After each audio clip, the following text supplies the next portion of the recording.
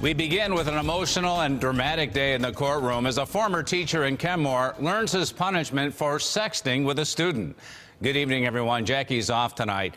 The defendant's wife stormed out of the courtroom when she heard details of the relationship. Now the former band teacher is going to jail for crossing the line with a 14-year-old student. News 4's Rachel Kingston has more on the sentencing. Rachel? The student said in court she's in counseling now, dealing with suicidal feelings. Her testimony was emotional and at times graphic.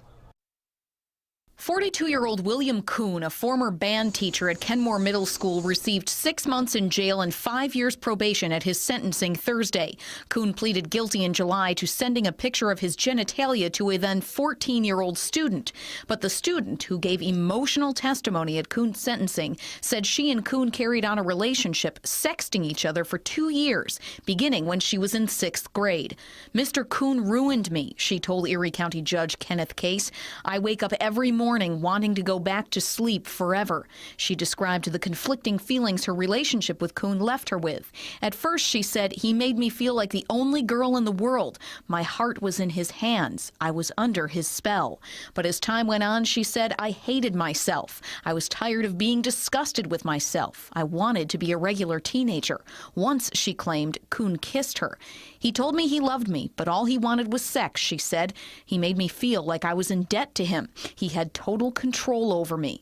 It was certainly bad judgment. He acknowledges that. Kuhn apologized to the student, his family, and the school district, saying, "I take full responsibility for my action. I am remorseful and regret what I did. It's not my character."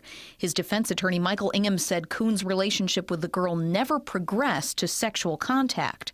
This was a teacher-student relationship that he had developed, and it evolved over time into a point where they had become comfortable with each other to the point of fault that it was becoming inappropriate.